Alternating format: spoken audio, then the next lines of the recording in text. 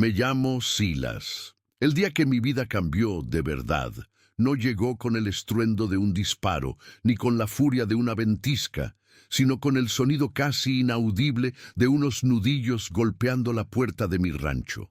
Al abrir, me encontré con Elara Vance, una viuda a la que el destino le había arrebatado todo menos el orgullo que le mantenía la espalda recta. La contraté como cocinera porque necesitaba una, y ella necesitaba un techo. No hubo más. Fue un pacto de necesidad sellado en el umbral de una casa, donde el silencio pesaba más que las vigas de roble. Aquel día, sin saberlo, dejé entrar en mi hogar a la mujer que me recordaría lo que era tener un corazón, aunque primero tuviera que romperlo. ¿Qué habrías hecho tú en mi lugar? Escucha mi historia hasta el final y dime, ¿qué habrías hecho? Y por favor, déjame saber desde qué ciudad me escuchas. Necesito sentir que no estoy solo en esto. Si quieres oír más relatos del viejo oeste como este, suscríbete al canal. Ella se quedó allí, en el porche, una figura menuda y frágil, envuelta en un vestido raído que el viento helado de Montana azotaba sin piedad. Mi sombra, alta y ancha, la cubría por completo, bloqueando la escasa luz de la tarde. El rancho Blackwood Creek, con su imponente casa de madera y sus vastas tierras, debió parecerle una fortaleza inexpugnable. Me pidió trabajo con una voz firme que no se correspondía con la desesperación de sus ojos. Necesitaba una cocinera. Mi hija Lily y yo llevábamos meses comiendo guisos, quemados y pan duro desde que la anterior se marchó.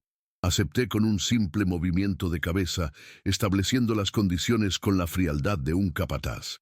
No hubo cordialidad, solo un acuerdo entre dos extraños. Su trabajo a cambio de mi techo. La tensión entre nosotros era tan palpable como el polvo que se arremolinaba a nuestros pies. Una barrera invisible de clase y poder que nos separaba desde el primer instante. Desde el primer día, Elara se movió por mi casa con una dignidad silenciosa que me desconcertaba. Pude ver en sus gestos la mezcla de gratitud y humillación que debía sentir, una mujer acostumbrada a tener su propio hogar, ahora sirviendo en el de otro.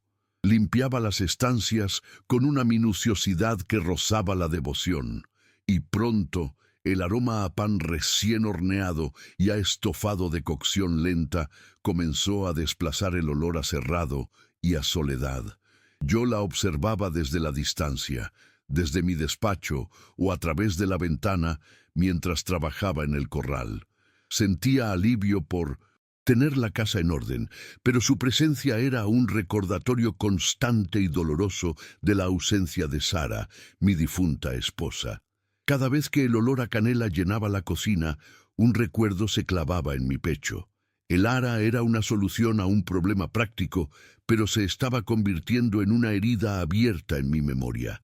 Antes de que ella llegara, la casa era un reflejo de mi propio interior, grande, vacía y fría. Desde la muerte de Sara, me había refugiado en el trabajo, levantando cercas y domando potros hasta que el agotamiento me vencía. Pero el dolor más profundo no estaba en mi propia soledad, sino en la de mi hija, Lily. Con solo 6 años, se había convertido en un pequeño fantasma que vagaba por los pasillos sin hacer ruido, una niña que apenas recordaba el calor de una madre. Yo le daba todo lo que el dinero podía comprar, pero era incapaz de ofrecerle el consuelo que necesitaba.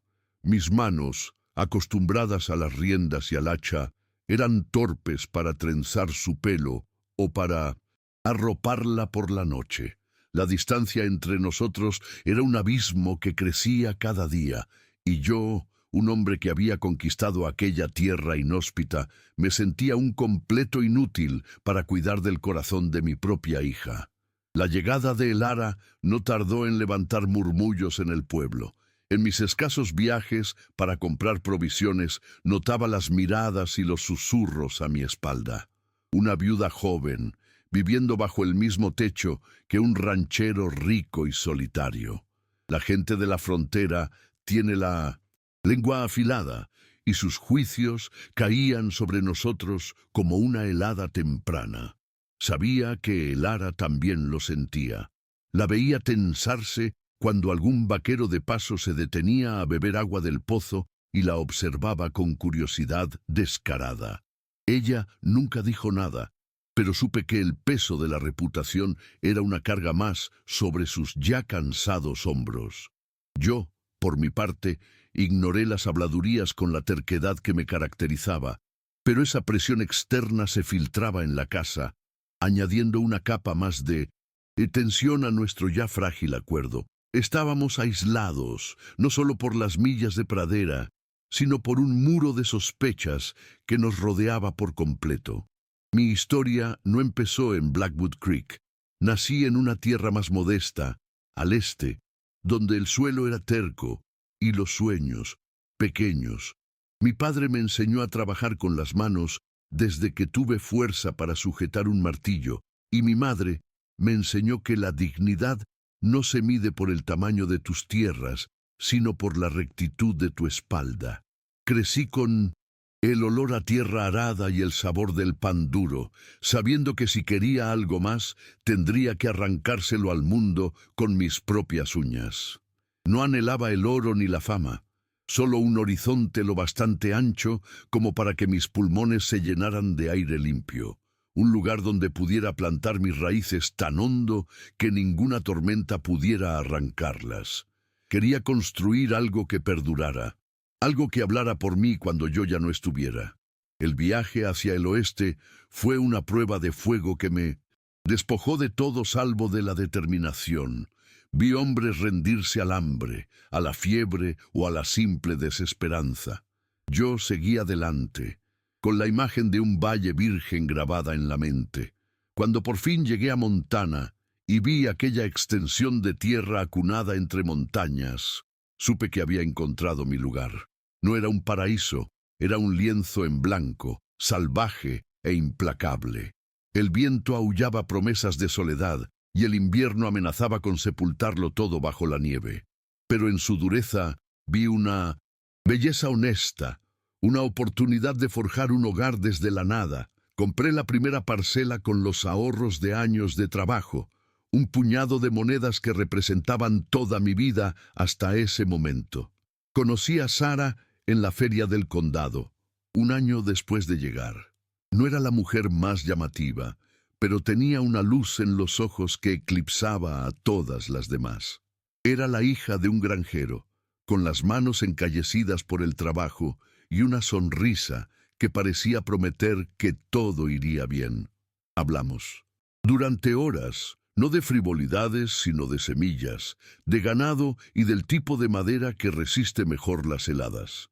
En ella no vi una esposa, sino una compañera, alguien que entendía que el amor no se construye con palabras bonitas, sino con el sudor compartido y la lealtad silenciosa. Cuando le pedí que se casara conmigo y viniera a vivir a mi cabaña a medio construir, no dudó. Vio el mismo futuro que yo en aquella tierra indómita. Los primeros años fueron una lucha constante. Levantamos la casa, principal viga a viga, con el sol castigándonos en verano y el frío mordiéndonos los huesos en invierno. Recuerdo sus manos, más pequeñas que las mías, pasándome los clavos, su mirada fija y concentrada. No había quejas, solo un esfuerzo conjunto.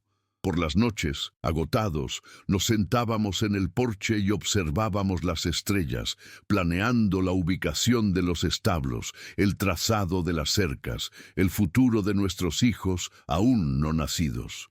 Aquella tierra no solo era nuestro hogar, era el testimonio de nuestro pacto. Cada poste clavado, cada surco arado, era una sílaba de la historia de amor que estábamos escribiendo juntos, una historia sin adornos, sólida como la roca de las montañas que nos rodeaban. El día que terminamos la estructura principal de la casa, plantamos un joven roble en la colina que dominaba el valle. Sara eligió el lugar. Dijo que sería nuestro guardián, un testigo de nuestro crecimiento. Vimos crecer aquel árbol a la par que nuestro rancho. Sus raíces se Hundían en la tierra mientras las nuestras se afianzaban en la comunidad. Sus ramas se extendían buscando el sol, mientras nuestros rebaños se multiplicaban. Se convirtió en nuestro lugar sagrado, el punto al que acudíamos para celebrar las buenas cosechas o para encontrar consuelo tras un invierno especialmente duro. Era más que un árbol. Era el corazón visible de Blackwood Creek, un símbolo viviente de la promesa que nos habíamos hecho el uno al otro. Con el tiempo, el trabajo duro dio sus frutos. Blackwood Creek se convirtió en el rancho más próspero de la región, un nombre que se pronunciaba con respeto. Tenía hombres a mi cargo, contratos que firmar y responsabilidades que me mantenían ocupado desde el alba hasta mucho después del anochecer. El éxito, sin embargo, me fue alejando de las cosas sencillas. Las largas conversaciones en el porche fueron sustituidas por el estudio de libros de cuentas a la luz de un candil. Me convertí en un hombre que proveía, que construía un imperio para su familia, pero en el proceso empecé a olvidar cómo simplemente estar, cómo compartir el silencio que antes tanto nos unía. Sara nunca me lo reprochó, pero a veces veía en sus ojos una sombra de nostalgia por aquellos días más simples y difíciles. Aún así, nuestro amor persistía en los pequeños gestos, en los códigos secretos que solo nosotros entendíamos. Cuando yo volvía de un largo viaje para vender ganado, siempre encontraba una jarra de limonada fresca esperándome, sin importar la hora. Y yo, al cabalgar por las praderas altas en primavera, siempre le traía una rama de manzanita en flor, su favorita. Guardaba en un cajón de mi escritorio todas las cartas que me escribió durante mis ausencias, misivas breves y prácticas que hablaban del tiempo y del estado del ganado, pero que siempre terminaban con un «Cuídate, Silas, la casa te espera». Esas palabras eran mi ancla, el faro que me guiaba de vuelta a casa a través de cualquier tormenta o dificultad. La noticia de que Sara estaba embarazada fue como ver amanecer después de una larga noche. El rancho, que ya era próspero, de repente se sintió completo. La idea de un hijo, de una nueva vida que corriera por aquellas tierras, le dio un nuevo propósito a todo mi esfuerzo. Observaba a Sara mientras cosía ropas diminutas junto al fuego, su rostro iluminado por una serenidad que nunca antes le había visto. Yo, por mi parte, pasé semanas tallando un pequeño caballo de madera, lijando cada curva hasta que fue perfecto para unas manos pequeñas. El futuro se desplegaba ante nosotros como un mapa lleno de promesas, y Blackwood Creek ya no era solo nuestro legado, sino el de la siguiente generación. La tragedia llegó sin previo aviso, como un ladrón en la noche. El parto fue largo y difícil. El médico del pueblo hizo lo que pudo, pero la fiebre se apoderó de ella. Sara se aferró a la vida el tiempo suficiente para sostener a nuestra hija en brazos y susurrar su nombre, Lily. Luego se desvaneció. Mismo día que la vida entró en mi casa, el amor se marchó de ella. El silencio que siguió a su último aliento fue el sonido más ensordecedor que he escuchado jamás. Sostenía a una recién nacida que no paraba de llorar en una mano y con la otra la mano fría de la mujer que había sido mi mundo. En ese instante, el próspero ranchero, el hombre que había doblegado a la naturaleza, se sintió el ser más pobre y desamparado de la tierra. Después del entierro, me convertí en una sombra de mí mismo. Shelnu, un trabajo que antes era una fuente de orgullo, se convirtió en mi única vía de escape, un castigo autoimpuesto para acallar el dolor. Me levantaba antes del amanecer y trabajaba hasta que los músculos me ardían y la mente se quedaba en blanco, solo para caer en la cama y repetir el ciclo al día siguiente. El rancho se convirtió en un recordatorio constante de su ausencia. Cada rincón de la casa guardaba un eco de su risa, cada sendero, la huella de sus pasos. El roble que plantamos juntos se Volvió un monumento al dolor, un lugar que evitaba a toda costa, incapaz de soportar la visión de nuestro sueño, convertido en una tumba. Mi relación con Lily se resintió desde el principio. Cada vez que la miraba, veía los ojos de Sara, y el dolor era tan agudo que me costaba respirar. Le di todo lo que el dinero podía comprar, la mejor cuna, los vestidos más bonitos, una nodriza que la cuidara, pero era incapaz de darle lo que más necesitaba. Mis manos, expertas en manejar las riendas de un caballo salvaje, eran torpes y temblorosas cuando intentaba acunarla. Mi voz, acostumbrada a dar órdenes a una docena de hombres, no sabía cómo cantar una nana. Construí un muro a mi alrededor, y sin darme cuenta, dejé a mi propia hija al otro lado, tan sola y perdida como yo. La casa, que con Sara había sido un refugio de calidez y vida, se transformó en una cáscara vacía. El polvo se acumulaba en los muebles y el frío parecía haberse instalado permanentemente en las paredes, incluso en pleno verano. Las comidas eran asuntos silenciosos y funcionales, sin el murmullo de la conversación ni el aroma de la cocina casera. La ausencia de Sara no era un vacío, era una presencia física, una entidad fría y pesada que ocupaba cada habitación. Yo vivía en un mausoleo que yo mismo había construido, un monumento a un amor perdido que me estaba consumiendo lentamente, convirtiéndome en un extraño para mi propia hija y para mí mismo. Por eso, cuando el Ara llegó y la casa comenzó a oler de nuevo en pan recién hecho, sentí una punzada que era a la vez dolor y alivio. Era el aroma de Sara. El olor de un tiempo en el que la felicidad era algo tan simple y tangible como una hogaza caliente sobre la mesa. La primera vez que ocurrió, tuve que salir al porche y respirar hondo para que el nudo en mi garganta se deshiciera. Era una tortura y una bendición. El Ara, sin saberlo, estaba resucitando los fantasmas de mi hogar, despertando recuerdos que yo había luchado por mantener enterrados. Su presencia era una confrontación diaria con todo lo que había perdido. El dolor me había convertido en un hombre duro, tan inflexible como el hierro de mis cercas. Había aprendido a sobrevivir en un mundo implacable, cerrando mi corazón. La ternura, la compasión, el amor, todo eso lo había enterrado junto a Sara, convencido de que eran debilidades que ya no podía permitirme. Creía que mi vida emocional había terminado aquel día, que mi único propósito era mantener el rancho a flote y asegurar el futuro de Lily, aunque fuera desde la distancia. Me había resignado a una existencia de trabajo y soledad, un invierno perpetuo del alma del que no esperaba escapar jamás. El gesto de dejarle el chal de Sara en la silla de la cocina no fue algo que pensara. Simplemente la vi temblar de frío mientras colgaba la ropa, y una parte de mí, una parte que creía muerta, actuó por instinto.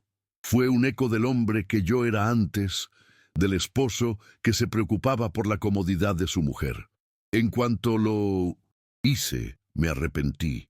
Me sentí un traidor a la memoria de Sara y un tonto por mostrar una vulnerabilidad que me había jurado a mí mismo no volver a exhibir. Aquel simple acto de cuidado me asustó más que cualquier ventisca o estampida, porque demostraba que algo dentro de mí todavía estaba vivo.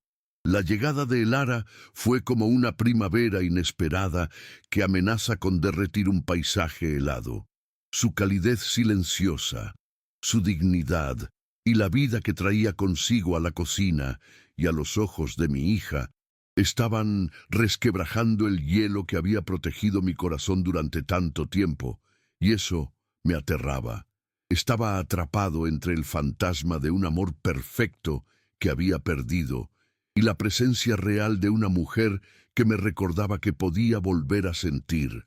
Cada día de convivencia era una batalla interna, un pulso entre la lealtad a mi pasado y el miedo a un futuro que no me atrevía a imaginar. Un futuro donde quizás, solo quizás, no tendría que estar solo. Los días en Blackwood Creek adquirieron un ritmo nuevo, una cadencia suave y predecible que casi lograba engañarme. El aroma a café recién hecho me despertaba antes que el sol, y el sonido de la risa de Lily, una melodía casi olvidada, volvía a llenar los pasillos de la casa. El ara se movía por el rancho con una eficiencia silenciosa, transformando mi hogar de un mausoleo polvoriento a un refugio de calidez. Observaba cómo le enseñaba a mi hija a trenzar juncos para hacer pequeñas cestas o cómo le contaba historias junto al fuego por las noches. La casa volvía a respirar, a tener pulso, pero para mí, cada risa de Lily era un eco de mi propio fracaso y cada gesto amable de Elara un recordatorio de la mentira que se estaba arraigando entre nosotros. La paz que ella traía era una paz que yo no merecía, y esa contradicción me carcomía por dentro. Una tarde, al volver del campo, los vi a través de la ventana de la cocina. Elara le estaba enseñando a Lily a amasar pan, sus manos cubiertas de harina, las dos concentradas y sonriendo. Lily, mi pequeña y silenciosa Lily, estaba radiante, con una mancha de harina en la nariz que Elara limpió con una ternura que me cortó la respiración. Por un instante, el hielo que llevaba años enquistado en mi pecho pareció derretirse y sentí una oleada de algo parecido a la felicidad. Pero el deshielo trajo consigo el dolor, agudo y punzante. Aquella escena, tan pura y perfecta, no era mía. Era una imagen robada, construida sobre el olvido y el silencio. Yo era un espectro en mi propia casa, observando una vida que podría haber sido, una felicidad que se sentía a la vez tan cerca y tan inalcanzable. Me sentí como un ladrón, y el peso de mi secreto me ancló al suelo. Incapaz de soportar la escena, me refugié en mi despacho, el único lugar de la casa que Elara no había tocado, que seguía oliendo a cuero viejo, a tabaco y a soledad. Me serví un whisky, dejando que el ardor del licor bajara por mi garganta. Un castigo bienvenido. El calor de la cocina era una acusación. La risa de mi hija un juicio. Yo había contratado a una cocinera para llenar un vacío práctico, pero ella, sin proponérselo, estaba llenando los vacíos de mi alma, y eso era un peligro que no sabía cómo afrontar. Apoyé la frente contra el cristal frío de la ventana, mirando la oscuridad que avanzaba sobre mis tierras. Estaba atrapado entre dos fantasmas, el de la mujer que había perdido y el del hombre cuyo recuerdo estaba profanando con mi silencio. La noche se cernía sobre el rancho, pero la oscuridad más profunda estaba dentro de mí. El viaje a Fort Benton para comprar suministros, que antes era una tarea solitaria y rutinaria, se convirtió en una prueba.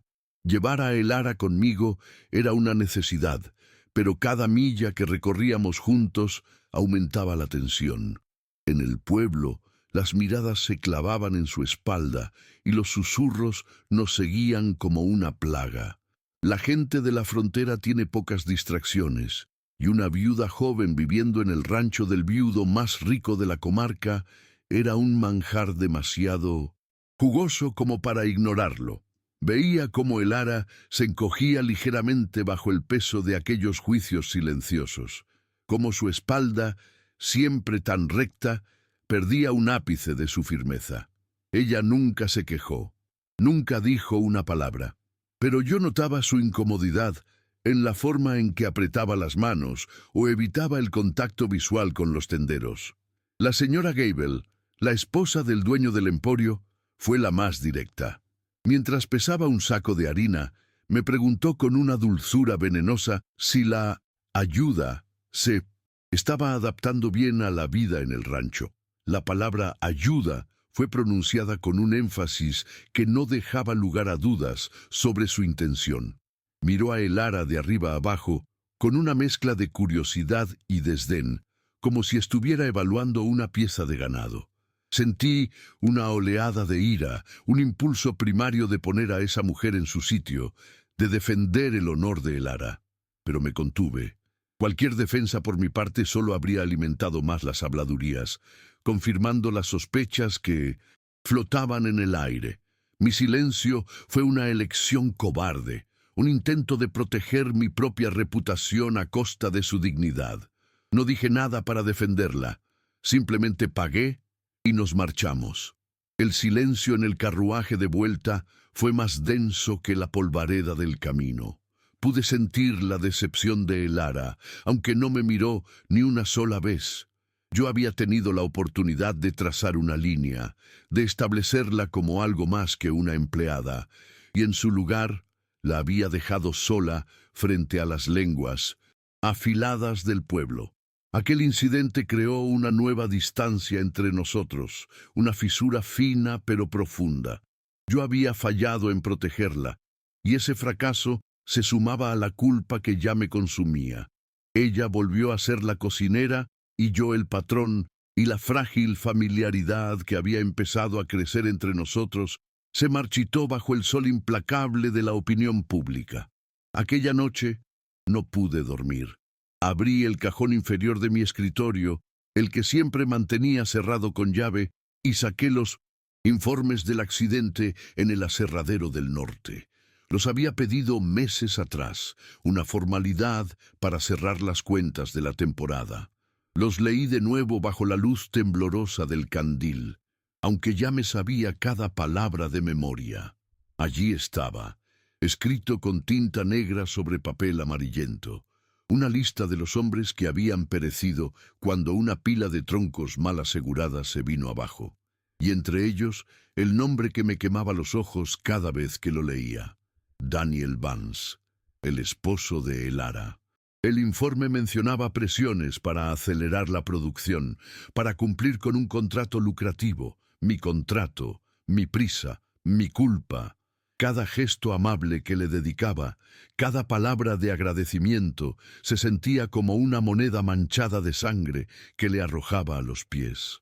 El chal de Sara que le había dejado en la silla no había sido un acto de bondad, sino una forma de acallar mi conciencia. Contratarla no había sido una obra de caridad, sino un intento egoísta de reparar, sin confesar, el daño que había causado.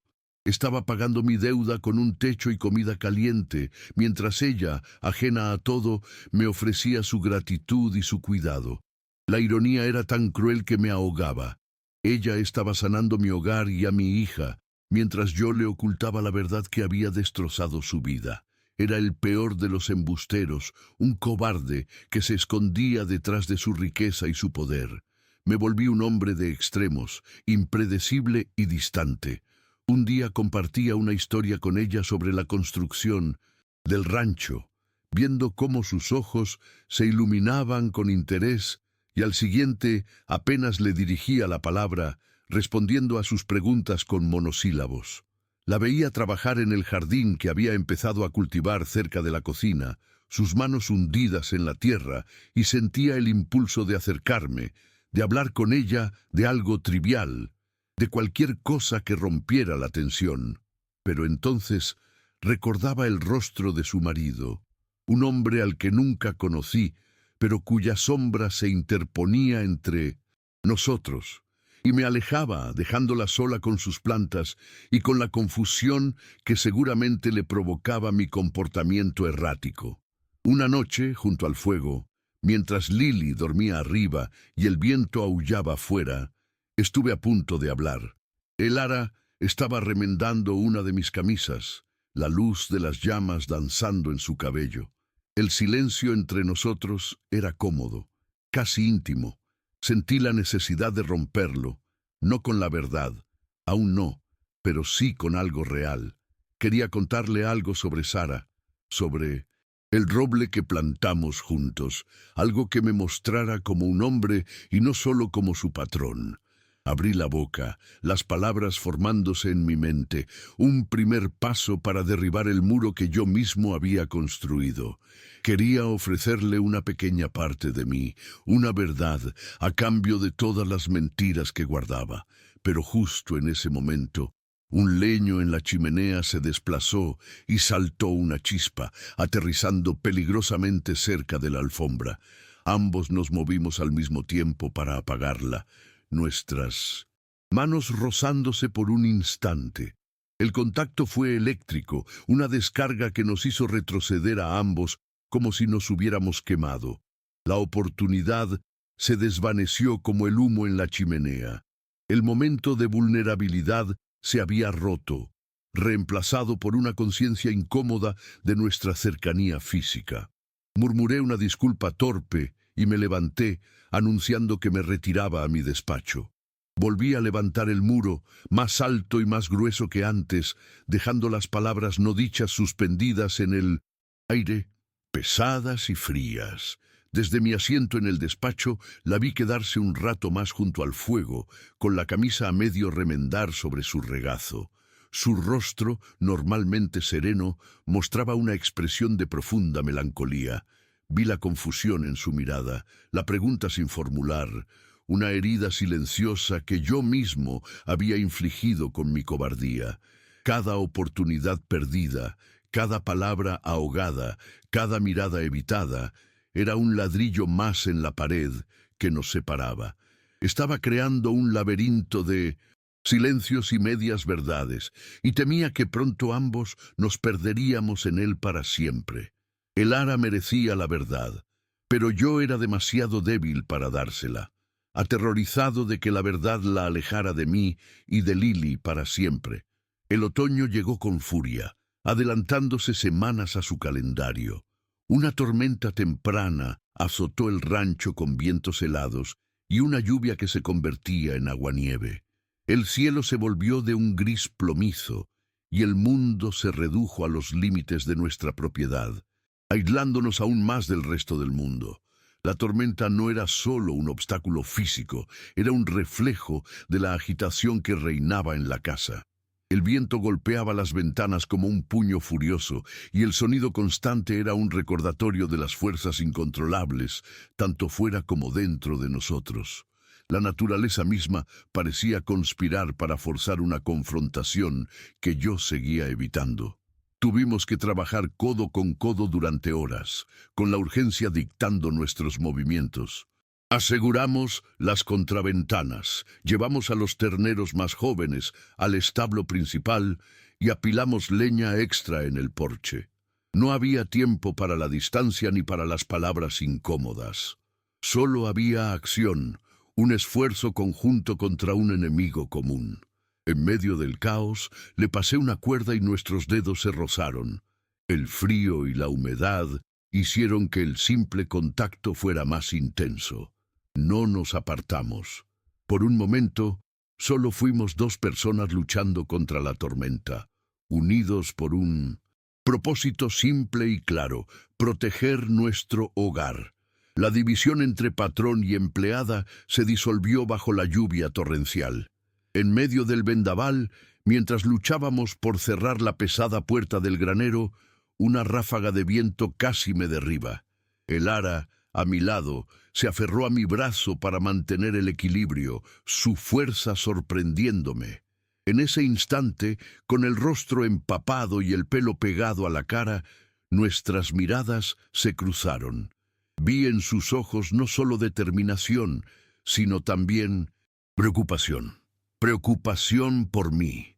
Fue un momento de conexión cruda y sin filtros, una verdad que la tormenta había arrancado de nuestros silencios. Pero en cuanto el peligro pasó y la puerta estuvo asegurada, la distancia que puse entre nosotros fue más gélida que el propio viento. Me aparté bruscamente y volví a la casa sin decir una palabra, dejándola sola en el umbral del granero, con la lluvia cayendo a su alrededor como una cortina de lágrimas. Fue Lily, como siempre, quien derribó mis defensas sin siquiera intentarlo. Una tarde, mientras yo revisaba unos libros de cuentas en mi despacho, entró sigilosamente y dejó un trozo de papel sobre mi escritorio. Era un dibujo, hecho con los trozos de carbón que a veces cogía de la chimenea. La torpeza de sus trazos infantiles no ocultaba la claridad de su mensaje. Me quedé mirándolo, y el libro de cuentas que tenía en las manos de repente pareció carecer de toda importancia.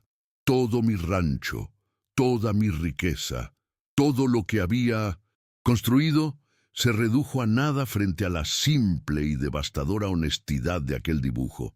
Había dibujado 3 figuras, una grande y ancha, que sin duda era yo, una pequeña a su lado con el pelo largo, que era ella, y junto a ella otra figura femenina, con una sonrisa en el rostro cogida de su mano. Las 3 estaban de pie bajo un árbol de ramas extensas. El roble de Sara. Mi hija había dibujado su nueva familia en el lugar más sagrado de mi pasado, uniendo sin saberlo mi presente y mi futuro con el fantasma que yo no me atrevía a confrontar. Había colocado a Elara en el corazón mismo de mi historia, en el espacio que pertenecía a Sara, y lo había hecho con la inocencia de quien solo ve amor y no las complejidades del dolor y la culpa. En ese trozo de papel vi el futuro que mi hija anhelaba y la mentira sobre la que se estaba construyendo. Vi la esperanza en sus ojos cuando me entregó el dibujo, una esperanza que yo estaba envenenando con cada día de silencio. Comprendí en mi momento, ese instante, que no podía seguir así. Mi cobardía no solo me estaba destruyendo a mí, sino que amenazaba con romper el frágil corazón de mi hija. El peso de la decisión cayó sobre mí con la fuerza de una avalancha. Tenía que elegir, confesar la verdad y arriesgarme a perder la luz que Elara había traído a nuestras vidas, o seguir viviendo en la oscuridad de mi engaño y perder lo poco que me quedaba de mí mismo. La tormenta de fuera había amainado, pero la que se desataba dentro de mí apenas acababa de empezar. Tomé la decisión esa misma noche, con el dibujo de Lily todavía sobre mi escritorio. La verdad, por muy afilada que fuera, era mejor que la herida supurante del engaño. Esperaría al momento adecuado, un instante de calma en el que pudiera explicarle todo a Elara sin excusas ni atenuantes. Le contaría la historia completa del contrato, de la presión, de mi ignorancia inicial y de mi posterior y cobarde silencio. Me prepararía para su odio, para su desprecio, para verla hacer las maletas y marcharse para siempre. Me lo merecía. Pero antes de perderla, le debía la dignidad de la verdad. Aquella noche, por primera vez en meses, sentí que la elección, aunque aterradora, era mía. Ya no era un hombre arrastrado por las circunstancias, sino alguien que por fin iba a enfrentar las consecuencias de sus actos. Pasaron varios días. La vida en el rancho recuperó una apariencia de normalidad, una calma tensa que precedía a la tormenta que yo mismo iba a desatar. Observaba a Elara moverse por la casa. Su presencia era una mezcla de consuelo y tormento. Cada sonrisa que le dedicaba a Lily, cada comida caliente que ponía sobre la mesa, era una nueva vuelta de tuerca a mi culpa. Buscaba el momento, la oportunidad, pero nunca parecía el adecuado. ¿Cómo se empieza una conversación que sabes que va a destrozar el mundo de alguien?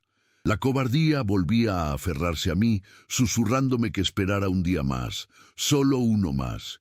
Y yo, débil y egoísta, le hacía caso, prolongando la mentira mientras la verdad se volvía cada vez más pesada en mi pecho. El destino, sin embargo, tiene su propia agenda y un sentido de la ironía cruel. No me concedió el lujo de elegir el momento. Una tarde, mientras reparaba una cerca cerca del camino principal, vi una carreta acercarse. No era de ningún vecino. Al volante iba un hombre cuyo rostro me resultó vagamente familiar, un rostro curtido por el rencor más que por el sol. Se llamaba Jebediah Kane. Había sido capataz en la explotación maderera del norte, un hombre al que despedí 2 años atrás por su trato brutal con los hombres y su afición a la botella. Su mirada, al reconocerme, se llenó de una satisfacción maligna. Supo en ese instante que tenía una oportunidad de cobrarse su venganza. Se detuvo con la excusa de pedir agua para su caballo, pero sus ojos no se apartaban de la casa, escrutándola con una curiosidad insolente. Justo en ese momento, el ara salió al porche para recoger unas hierbas de su pequeño jardín. Jebedía la vio, y una sonrisa torcida se dibujó en su rostro. «Vaya, Blackwood», dijo con un tono cargado de veneno. «No pierdes el tiempo. Veo que ya has encontrado reemplazo para la pobre Sara». Sentí la sangre hervir en mis venas, pero antes de que pudiera responder, su mirada se fijó en el ara con un falso aire de compasión. «Usted debe ser la viuda Vance. Oí que había venido por estos lares. Una verdadera tragedia lo de su marido. Un buen hombre, Daniel». El ara se quedó helada, con el manojo de perejil en la mano. La mención del nombre de su marido en boca de un extraño la descolocó por completo. Se acercó con cautela, su rostro una máscara de confusión y recelo. «¿Conoció usted a mi esposo?», preguntó con voz queda. Jebediah asintió lentamente, saboreando el momento. «Claro que sí. Yo era su capataz en el campamento del río Snake. Estuve allí el día del accidente». Hizo una pausa dramática, mirando de reojo hacia mí, asegurándose de que yo no me perdía ni un solo matiz de su cruel interpretación.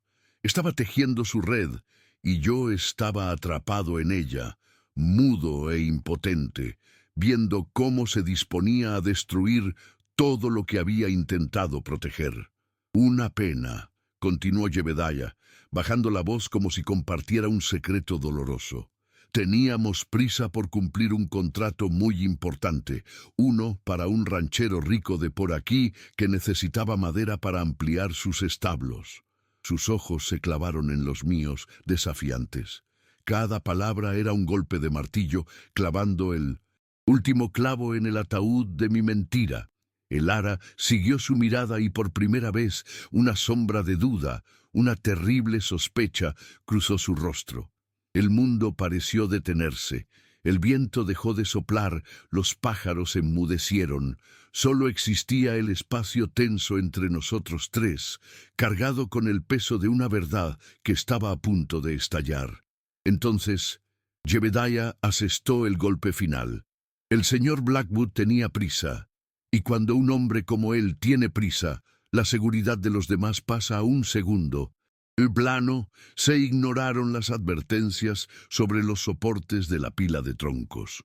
Todos lo sabíamos, pero nadie se atrevió a contradecir las órdenes que venían de arriba. Se encogió de hombros, con un gesto de falsa resignación.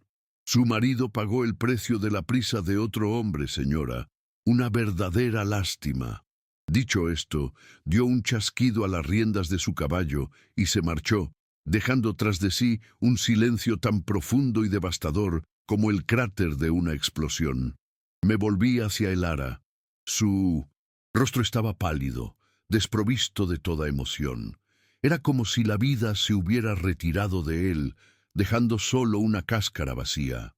No lloraba, no gritaba, simplemente me miraba y en sus ojos vi el reflejo de mi propia traición. Vi cómo cada gesto amable, cada palabra de consuelo, cada momento de cercanía que habíamos compartido, se reconfiguraba en su mente, tiñéndose del color de la culpa y el engaño. El chal de Sara que le había dejado en la silla no era un acto de bondad, sino el pago de una deuda de sangre. Su trabajo en mi casa no era una oportunidad, sino una penitencia que yo le había impuesto sin que ella lo supiera. «Es cierto», susurró. Su voz era apenas un hilo, frágil y a punto de romperse. No era una acusación, era una súplica. Me estaba dando una última oportunidad para negarlo, para decir que aquel hombre era un mentiroso resentido. Pero no pude. La mentira se había agotado, y solo quedaba la verdad, desnuda y horrible. Asentí lentamente, incapaz de articular una sola palabra. El simple movimiento de mi cabeza fue suficiente. Vi cómo algo se rompía dentro de ella, un colapso silencioso e invisible. La espalda que siempre mantenía tan recta se encorvó por primera vez, como si el peso de aquella revelación fuera demasiado para soportarlo. Sin decir una palabra más, se dio la vuelta y entró en la casa. Sus pasos eran lentos, mecánicos, los de alguien que camina en un sueño del que no puede despertar. La seguí a distancia, sintiéndome un intruso en mi propio hogar. La vi pasar junto a la cocina, el lugar que había llenado de vida y calor, sin siquiera mirarla. Subió las escaleras y se encerró en su habitación. El sonido de la puerta al cerrarse no fue un portazo, sino un clic suave y definitivo, como el de una cerradura que se cierra para siempre. Aquel sonido resonó en el silencio de la casa, marcando el final de algo que apenas había comenzado a nacer. Me quedé en mitad del salón, solo, rodeado por los fantasmas de mis decisiones. El aroma a estofado que venía de la cocina, que hasta hacía unos minutos era un símbolo de hogar, ahora olía a ceniza. En ese momento, Lily bajó las escaleras, atraída por el silencio inusual. Me miró, luego miró hacia la puerta cerrada de Elara, y su pequeña cara se llenó de una confusión que me partió el alma. «¿Dónde está Elara?», preguntó. No supe qué responderle. ¿Cómo le explicaba a una niña de 6 años que el hombre que debía protegerla había destrozado la única fuente de calor que había conocido en mucho tiempo? La casa, que había vuelto a aprender a respirar, se sumió de nuevo en el silencio. Pero este silencio era diferente al de antes. No era un silencio de ausencia, sino de fractura. Era un silencio pesado, acusador, lleno de las palabras no dichas y de las verdades reveladas. Cada crujido de la madera, cada suspiro del viento en la chimenea, parecía susurrar mi nombre, recordándome la magnitud de mi fracaso. Había intentado proteger mi frágil paz a costa de su verdad, y al final lo había perdido todo. La revelación no había llegado de mis labios, con arrepentimiento y dignidad, sino de la boca de un enemigo, con crueldad y veneno. Pasé la noche en mi despacho, con una botella de whisky como única compañía.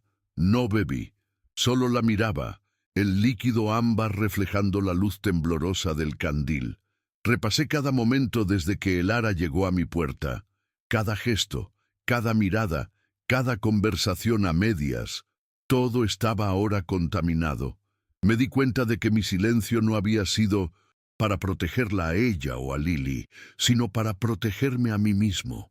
Había sido un acto de puro egoísmo, el miedo de un cobarde a quedarse solo de nuevo.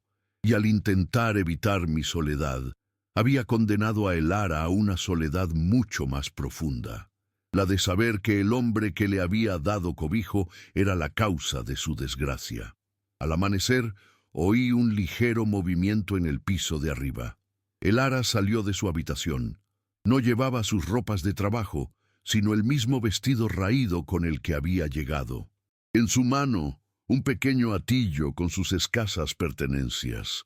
Su rostro estaba tranquilo, pero era una calma desoladora, la calma del que ha llorado todas sus lágrimas, y ya no le queda nada dentro. No me miró mientras bajaba las escaleras. Se movía con una determinación silenciosa que no admitía réplica. Iba a marcharse, iba a caminar hacia la nada, de nuevo, antes que permanecer un minuto más bajo el techo de un mentiroso. Me interpuse en su camino, bloqueando la puerta principal. No como un patrón, sino como un hombre roto. «Elara, por favor», supliqué, y el sonido de mi propia voz me sorprendió por su debilidad. «Hablemos, déjame explicarte». Ella levantó la vista por primera vez. Sus ojos estaban vacíos de odio, de ira, de cualquier cosa que pudiera haber combatido. Solo había un dolor inmenso y una decepción infinita. «No hay nada que explicar, señor Blackwood», dijo, y el uso de mi apellido fue como una bofetada. «Usted me dio un techo cuando no tenía nada. Le estoy agradecida por ello, pero no puedo quedarme aquí, no puedo mirarle a la cara cada día, no puedo mirar a su hija». En ese preciso instante, como si el destino quisiera añadir una capa más de crueldad a la escena, una ráfaga de viento violento azotó la casa, haciendo temblar los cristales de las ventanas. El cielo, que había estado despejado, se había vuelto de un gris oscuro y amenazador. Una ventisca, una de esas tormentas traicioneras de principios de invierno, se estaba abatiendo sobre nosotros con una furia inesperada. El mundo exterior se estaba convirtiendo en un infierno de nieve y viento. Marcharse ahora no era solo una locura, era un suicidio. La naturaleza, una vez más, nos estaba encerrando juntos, forzándonos a enfrentar una verdad que ya no podía ser ignorada ni evitada. La tormenta nos dio la excusa para no hablar, pero también nos obligó a permanecer en la misma jaula. El viento aullaba como un animal herido, y yo sabía que ella, en su habitación, estaba escuchando los mismos sonidos que yo, sintiendo el mismo encierro. No podía dejarla marchar en medio de aquello, pero tampoco podía obligarla a quedarse. La decisión, como siempre, no estaba en mis manos. Fue entonces cuando oí un crujido agudo y prolongado, el sonido inconfundible de la madera rindiéndose. Venía del establo de los potros, el más expuesto al viento del norte. Sin pensarlo, sin un plan, supe lo que tenía que hacer. No era por los animales. No del todo. Era una penitencia, una forma de demostrar, quizás solo a mí mismo, que había algo en mi vida por lo que estaba dispuesto a arriesgarlo todo, algo que no tenía que ver con el dinero ni con los contratos. Cogí mi abrigo más grueso y una soga del porche, y salí a la blancura cegadora de la ventisca, sin mirar atrás, para ver si ella me observaba. Me adentré en el infierno blanco, con el viento arrancándome el aliento y la nieve helada cortándome la cara. A los pocos metros, la casa desapareció, y me sentí completamente solo. Un hombre, insignificante, luchando contra la furia de un dios enfadado. El establo era una sombra borrosa a lo lejos, y cada paso era un esfuerzo titánico. Fue entonces, cuando empezaba a pensar que no lo lograría, que vi una luz pequeña, temblorosa, que se abría paso a duras penas a través del caos.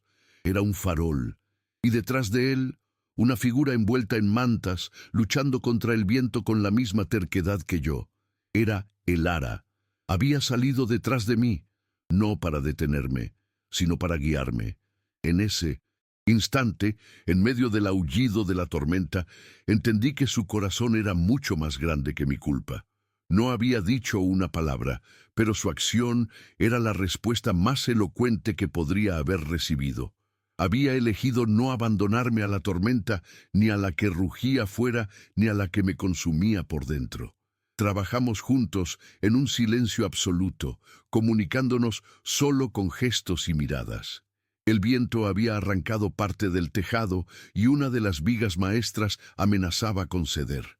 Mientras yo luchaba por asegurarla con la soga, ella se movía con una calma asombrosa, tranquilizando a los potros asustados y guiándolos hacia la parte más segura del establo. No había reproches en su rostro, solo una concentración feroz. Cada uno sabía lo que tenía que hacer, como si hubiéramos ensayado aquella danza desesperada 1000 veces. Cuando por fin el establo estuvo asegurado, tan bien como pudimos, volvimos a la casa siguiendo la estela de luz del farol. Estábamos empapados, helados, hasta los huesos y al borde del agotamiento, pero habíamos sobrevivido. Al entrar, el calor del hogar nos golpeó y nos quedamos allí, en el umbral, goteando sobre el suelo de madera, mirándonos en un silencio que ya no era de tensión, sino de un profundo y compartido entendimiento. La tormenta nos había despojado de todo, excepto de la verdad de lo que éramos el uno para el otro. A la mañana siguiente, el mundo era un lienzo blanco y silencioso. La ventisca había pasado, dejando tras de sí una paz extraña y resplandeciente. Desde la ventana de mi despacho la vi. El Ara había salido de la casa y caminaba con paso lento pero firme hacia la pequeña colina donde se erguía el roble que planté con Sara. Mi corazón se detuvo. Aquel lugar era mi santuario y mi tumba, el epicentro de mi dolor y de mi amor perdido. La vi detenerse bajo sus ramas desnudas, cubiertas de nieve. Se agachó y con cuidado colocó una pequeña piedra lisa que debió encontrar por el camino justo en la base del tronco. No fue un acto de profanación, sino de respeto. Comprendí el gesto en toda su profundidad. No estaba borrando el pasado ni intentando reemplazar a nadie. Estaba añadiendo algo nuevo. Estaba colocando su propio cimiento junto al mío, reconociendo las raíces de mi historia, mientras declaraba, sin una sola palabra, su intención de construir algo a su lado. Cuando volvió a la casa, sus mejillas enrojecidas por el frío, no hablamos del roble. No hacía falta. Me sirvió una taza de café, como cada mañana. Pero algo había cambiado para siempre. La distancia entre nosotros se había disuelto, no en una explosión de pasión o en un torrente de disculpas, sino en el respeto silencioso forjado en la tormenta y sellado con una simple piedra. Nuestra historia no se escribiría con grandes declaraciones, sino con gestos pequeños y firmes, la leña apilada junto al fuego, el pan horneado cada mañana, la mano que ayuda a asegurar una cerca. Aquel día no recuperé a una cocinera, encontré a una compañera. Y, aunque el fantasma de mi culpa nunca desaparecería del todo, supe que ya no tendría que enfrentarlo solo. La vida, con toda su dureza y su belleza inesperada, seguía adelante. Y por primera vez en mucho tiempo, yo estaba dispuesto a caminar con ella.